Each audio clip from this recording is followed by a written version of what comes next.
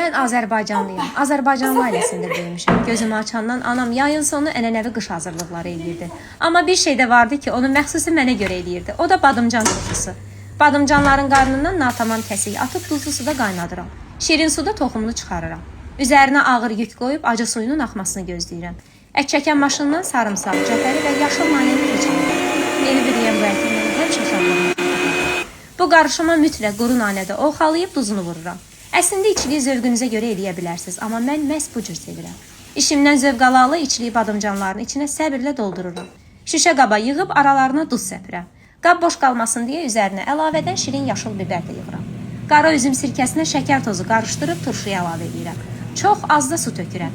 Gəlin etiraf eləyək ki, bu turşunun əslini və ən dadlısını cənub bölgəmiz eləyir. Amma məncə mən də dadsız eləmirəm.